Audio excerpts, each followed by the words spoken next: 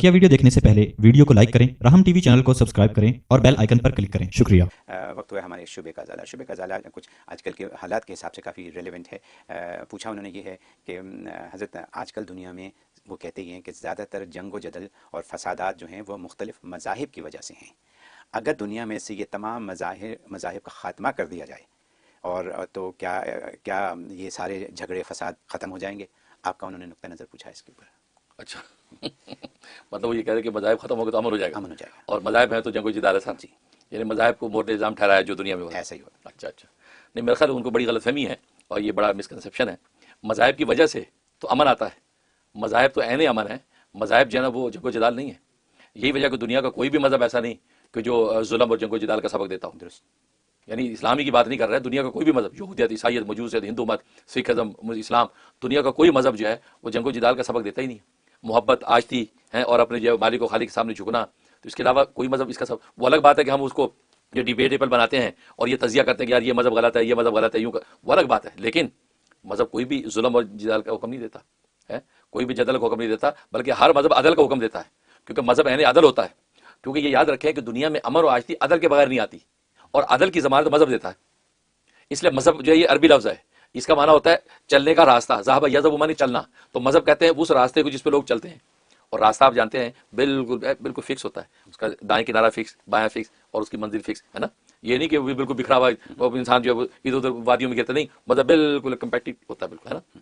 और उसके ऊपर चलता है इंसान।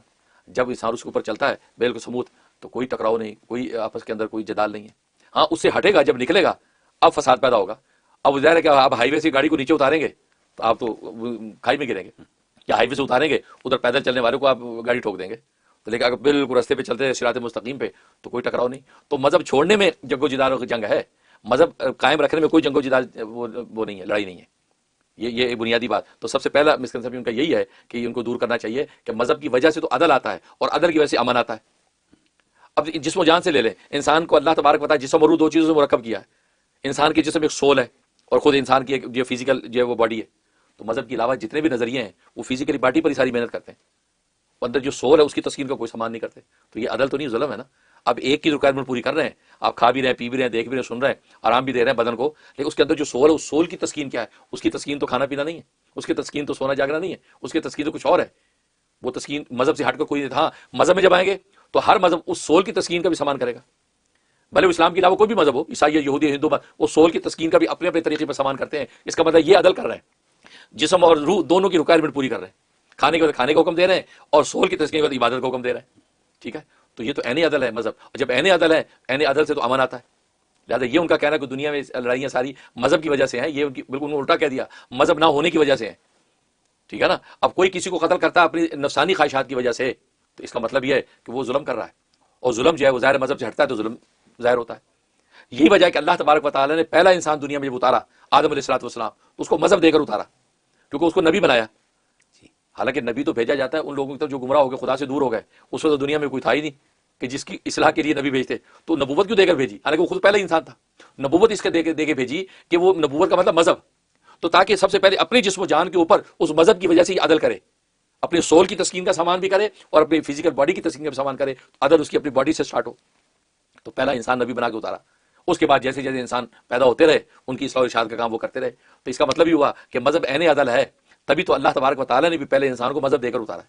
और फिर उसके बाद कम बेश 1,24,000 अंबिया इकराम अलैहिस्सलाम आए, वो मज़हब की तलकीन करते रहे। और दुनिया के सारे मज़ाहिब उन्हीं में से कशीद कर करके लोगों ने बना रखे हैं। गलत बनाए सही बनाए, लेकिन सबका मतवा नज़र एक ही, अदल। जुल्म किसी मज़हब में नहीं है।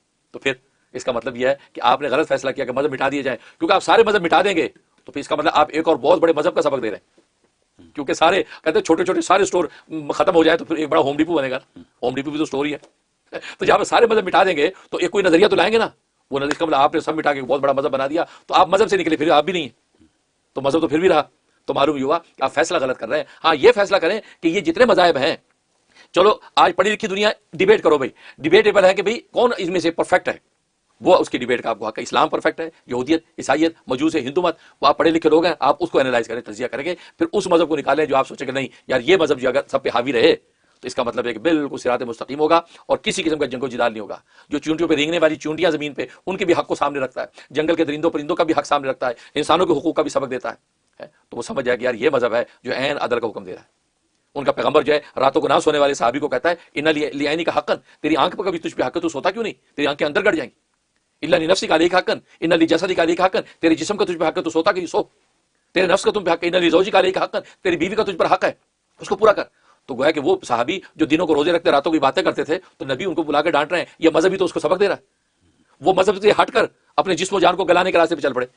تو نبی نے ان کو بلایا، بھائی نہیں، وقت پہ سو جاؤ، وقت پہ اٹھو، کھاؤ پیو، روزہ کبھی رکھو کبھی نہ رکھو، بیویوں کا بھی حق ادا کرو. تو دیکھو مذہب نے کیا کیا، بالکل سموتھ کر دی لائف. بخاری کی حدیث ہے، نبی نے ڈانٹا عبداللہ بن عمر رضی اللہ عنہ کو اور فرمایا دیکھو میں بھی روزے رکھتا ہوں لیکن کبھی رکھتا ہوں کبھی افطار کرتا ہوں. یہ کیا طریقہ ہے، سارے دن روزے رکھو راتوں کو عبادت کرو تو بیوی کا حق کہاں سے پورا کرو گے، تمہاری آنکھیں اندر گڑ جائیں گی، جسم تمہارا لاغر ہو جائے گا. اور پھر اس میں یہ بھی آتا ہے کہ وہ گوشت نہیں کھاتے تھے. وہ زمانہ جاہلیت میں تصور تھا کہ گوشت نہ کھانا بڑی اللہ کی قربت کی علامت ہے.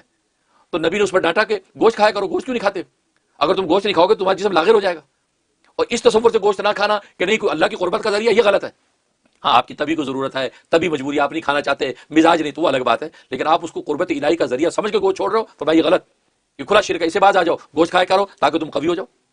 تو دیکھو یہ مذہب ہی تو ان کو کتنی سموتھ لائف دے رہا ہے. مذہب سے ہٹ کر وہ دیکھو کس طرف جا رہے ہیں، نہ بیوی کو پہچان رہے ہیں، نہ اپنی جسم جان کو پہچان رہے ہیں، اپنے آپ کو گلا رہے ہیں. آج سوشل میڈیا پہ بیٹھا ہوا نوجوان جس کو اپنی آنکھوں کی پرواہ نہ کان جسم کی، ہر وقت اس پہ بیٹھا ہے 24 گھنٹے. لوگ والدین کہتے ہیں 3 دن سے بیٹھا گیم کھیل رہا ہے، 3 دن ہو گئے سویا نہیں. اور کھانا پوچھتے کھاتا ہوں چپس چبایا جاتا ہے اور چپس چبا کے سوڈا پیے جا رہا ہے، 3 دن سے گیم کھیل رہا ہے. وہ گیم میں کوئی ہوتی ہے. تو یہ مذہب سے ہٹ کے وہ اپنی جسم جان کو بھی گلا رہا ہے، اپنے ساتھ جڑے رشتوں کو بھی پریشان کر رہا ہے. تو مذہب سے ہٹ کر کس فساد میں مبتلا ہو گیا. اور مذہب ہوتا تو مذہب اس کی زندگی کو بالکل سموتھ کرتا. اب کھاؤ، اب پیو، اب سو جاؤ، خدا کو یاد کرو، اب بندے کا حق ادا کرو، ماں کی خدمت کرو، باپ کو محبت سے دیکھو، تو سارے رشتے گئے. تو مذہب جو ہے یہ تو دنیا کے لیے امن تھا.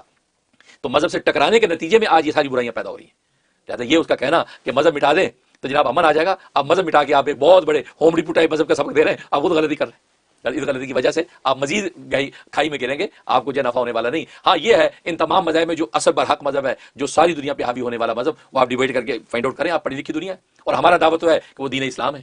کیونکہ ہمارے نبی برحق نبی اور سارے نبیوں کے سردار کہہ گئے کہ ایک وہ وقت آئے گا لا یبقى الارض بیت مدن ولا وبرین، کہ روئے زمین پر کوئی کچا اور پکا گھر ایسا باقی نہیں رہے گا الا ادخل اللہ کلمۃ الاسلام، مگر یہ کہ اللہ تبارک و تعالی اسلام کا کلمہ ہر گھر میں داخل کر کے چھوڑیں گے. بعز عزیز و بذل ذلیل، بھلے وہ خوشی سے قبول کریں بھلے مجبوری سے قبول کریں. مجبوری کا مطلب یہ ہے کہ حالات و واقعات ان کو مجبور کر دیں گے کہ یار یہ تو ٹھیک نہیں. شراب ہے، اب امریکہ یورپ کے معاشرے میں شراب حلال ہے، اسلام نے حرام کر دی تھی. اب کیا پرسنٹیج یہ بھی بنانے پہ مجبور ہو گئے، آپ ڈرائیونگ کریں اتنی پرسنٹیج سے زیادہ آپ شراب نہیں پینی، اگر آپ یہ اتنی پرسنٹیج سے زیادہ نہیں پینی، اگر اتنی پیو گے تو آپ کا جگر خراب ہو. تو آہستہ مجبوری آ رہا ہے نا، تو وہ اس اصل تصور کو ماننے کے یار یہ نقصان دہ چیز ہے. یہاں تک کہ ڈاکٹر ایک وقت پہ کہہ دیتے ہیں کہ یار آپ شراب کو ہاتھ لگائے آپ کی ڈیتھ ہے، اور آپ نے سگریٹ کو ہاتھ لگا آپ مر جائیں گے. تو معلوم ہے کہ بات مجبور ہو کر وہیں آ رہے ہیں نا.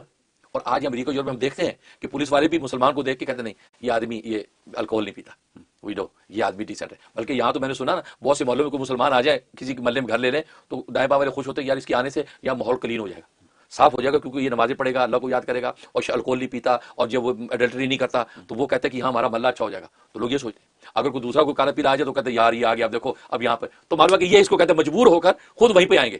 اب زنا کو اسلام نے منع کر دیا، اب یہ خود بھی پابندیاں لگاتے ہیں کہ یار نہیں یہ کیا کر دیا، یہ کیا کر دیا ہے، بیوی سے بھی زبردستی کیا تو اس کو بھی ہم ریپ شمار کریں گے. تو بات وہیں آ گئی نا.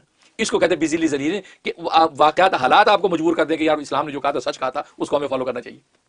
تو ہم تو یہ کہتے ہیں اگر کسی بھائی کے لال کو اعتراض ہے وہ ڈیبیٹ کرے، تو ڈیبیٹ کر کے وہ سامنے لائے کہ اصل کیا ہے، اور اصل آپ کو اسلام ہی نکلے گا. اس لیے ہم کہتے ہیں کہ اسلام جب پوری دنیا کے اندر ہوگا اور جیسے نبی کی پیشن گوئیاں ہیں تو پوری دنیا کے اندر امن اور آشتی ہوگی. سبحان اللہ، سبحان اللہ، بہت خوب حضرت.